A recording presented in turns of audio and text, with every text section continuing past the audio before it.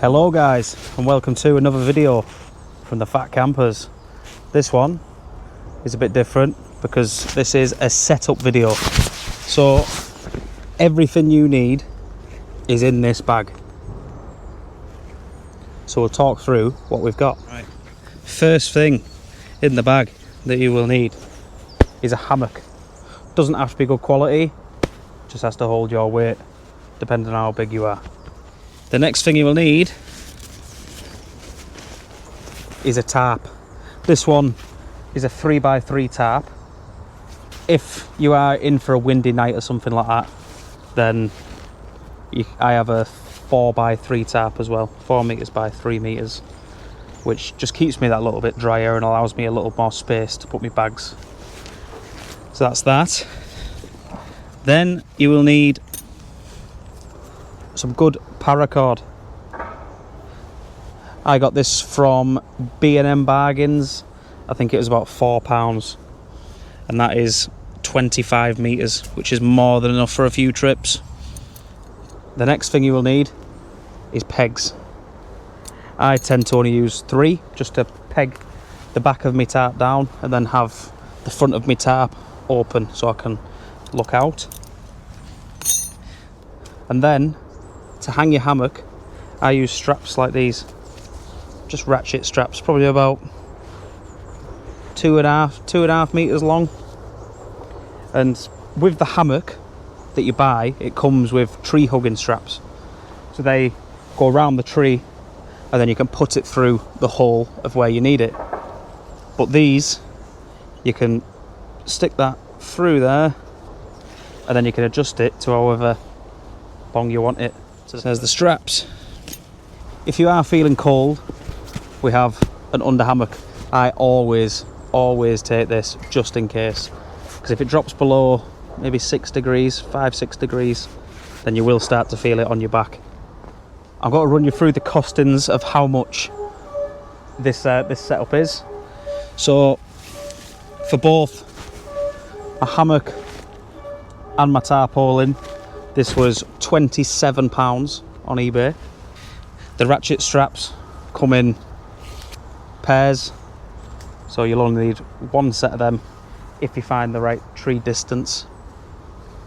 The ratchet straps were, I think they were £6.50. The under hammock was £15, but that's not really necessary. Realistically, to go camping, all you need is your hammock, your tarp, your straps. That's all you need, and that came to £27 plus, just call it £6. Rubbish from house. £33 it'll cost you to get out here and do what we do. Obviously, if you've seen our last video of Loch Lomond, we went for 4 days. We spent pretty much near nothing, and it is one of the best holidays you can have. Right, so we are going to get set up. We're going to set up on this tree behind me and this tree here, and we'll walk you through how to do it. Right, so the first port of call before doing anything is check your area.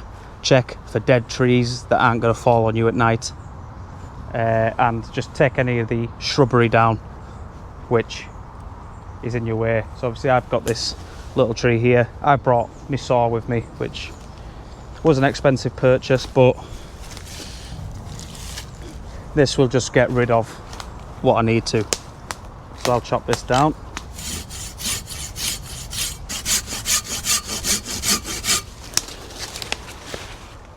Right, so now what we're going to do is we're going to get our hammock up. Hammock bag is attached to it. Pull this out. I already have straps on it from when I last used it. And this bag, you always want this hanging on the outside, which means this is going onto this tree here. So this just goes round like so. Can adjust the height later on, and then we will bring the rest of the hammock all the way to the other side. Then with this, we'll strap around this tree, which still isn't giving us enough. So this is why I advise to always take spare straps. This strap here, the blue strap I showed you earlier, we'll put that through there to create the loop, and then we have an extender strap. So now we can go to here, and then we can go around this tree. So there's the hammock set up. I'm just going to make some minor adjustments just to get it to where I want to be, because we are on a little bit of a slope there, so I need to lift this end up a little bit. And that, for me, is about perfect. So you want to sink into it a little bit, and you want your feet to touch the floor, because if your feet don't touch the floor, the tension on this will hurt the back of your legs. So that is about perfect for me. Right, next step. Right, the next step is to get some of your paracord. Mine's a bit worse for wear. Unravel this. Right, now that's unravelled, you want to tie a loop at one end, and then you want to come round the tree, probably just about head height. You want to come round and then pull it through that loop while around head height, and you want to pull it tight like so, and then you want to come round the tree, so come back on itself, just to give it that taut feel. Then you want to come right the way across to the other tree, again just about head height. Then you want to pull that really tight, then come back under and over the line like so, then pull it tight again, keep that tension on there, and then there's plenty of ways to tie knots, but this is the way I do it. So you come under, and you come once, twice, 3 times, and the 4th time you want to make a loop, 2 fingers through, pull that back through, and then pull that tight like that. Then, just for an extra bit of security, bow tie it like so. It's always best to leave this hanging down, because any rain that comes down this tree will then trickle down this rope. Right, so that is step 2. Step 3 is when we put the tarp up. So I've already got strings attached to this, and all we're going to do is we're going to throw this tarp over our string line. Most of the time your tarp will have a seam down the middle, and that is a good guide of where to go. So the seam is running that way, we want our seam running with our string line. So we'll throw that over there.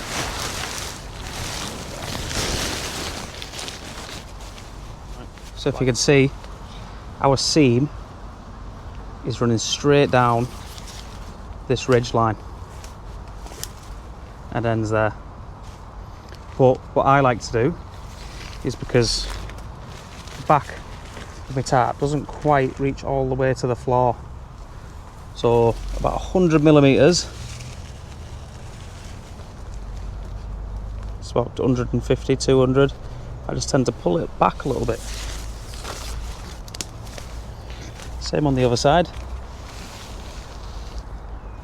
until you're about even, and then always peg the back of it down. I've got a tree in my way there that I don't really want to cut down, but I will try my best. But you just tie a little bit of line, and then that allows you some room. So you tie a knot there, then you can drag that back without pulling it too tightly and put it into the floor there, while also pulling it outerways just to give it that little bit of tension. So I'll do this one on this corner.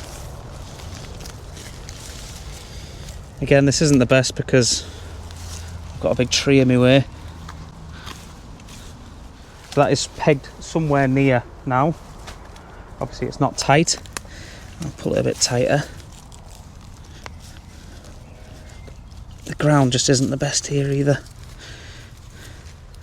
I'll pull that a little bit tighter, and that is pretty much our backing done, while still keeping this length here. Right, so after you've pegged the back and that is somewhere near where it wants to be, you then tie your rope to the other ringlet, and you would come, again, they're not very strong because this is just for demonstration purposes, but I'll tie it to this. Again, you want to go around, pull it tight, and come back on yourself. I'm going to do the same on the other side. Now, this rope is not long enough to reach the tree that is all the way over there behind the camera. So what we can do is we can use some more rope to feed through and make it as long as we need to. But another option is to literally come across here, peg the back down a bit further, or if it is a rainy night, you can come down, make that loop, peg that down to the ground like so. If you want more stability, security in it, these ringlets here that were on our seam, strap some utility rope to that, pull it tight, come round this tree. But yeah, that is pretty much all it is. I'll show you a few extra bits that you can add to it just for the sake of the video, and then we'll show you what it's like to sit inside there. So there we go. This is how we'd stay if it was a little bit windy or it was raining heavily. We'd have one end pegged down, one end open so we can come underneath. So underneath, this is what we'd have. Again, could just about stand up in here. Obviously a bit more tension and I wouldn't be able to, but that's why we set this ridge line at about head height. Just like that. Protected from the rain, protected from the elements, and I can still see to the outdoors. So the thing I always like to use is this under hammock. This under hammock is by One Tigris, which I think you can get on Amazon for probably about £15, I think it was, but it is a lifesaver in the cold weather. Out it comes. This comes on little mini carabiners that hook on to your hammock, just like that. Your hammock sits inside there nicely, and then once this is set up, I tend to put my sleeping bag in this because I have a down sleeping bag, and it just allows it to air it out a little bit and keep some heat in before I get into bed. Some more things for me that are necessary. What is necessary is a good knife.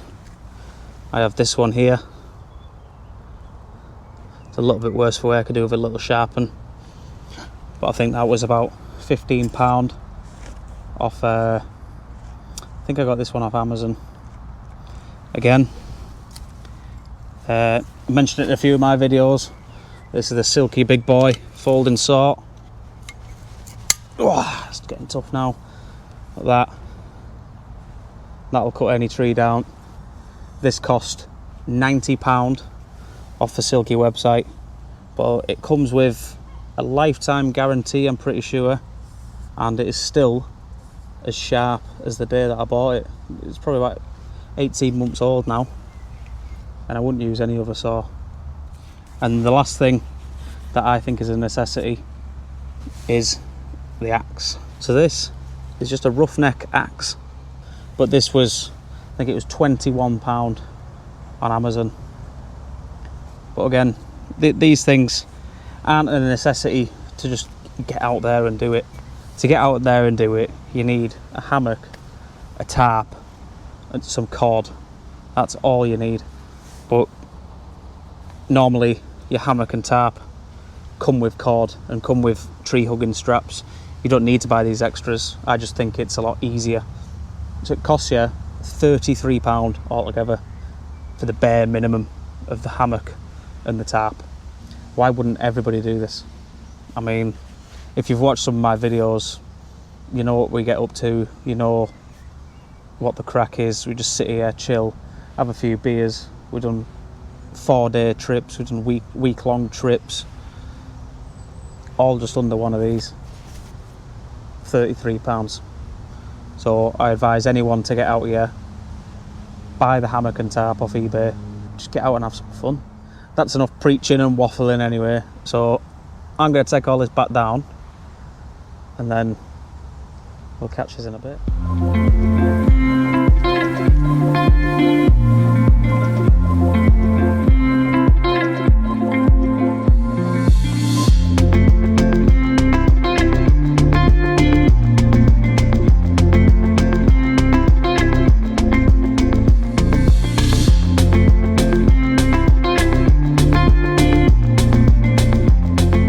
Yeah, so that all just packs down to that and all fits in to my little bag there. If you want to see some trips that we've done using the hammock and tarp, then go check out the rest of my videos on the channel. The one I would recommend is Wild Camp #4 Loch Lomond Special. We are now uploading every single week at 9 AM on a Saturday. That just helps us give a bit of consistency, and then we can get consistent viewerships and then not let our subscribers down. So there we go then. How to set up a hammock and tarp in just a few minutes with all the tools you need and all the advice you need. Please make sure to like, subscribe and share our content, as it really does help a lot. And this is the Fat Campers signing out. Catch you later.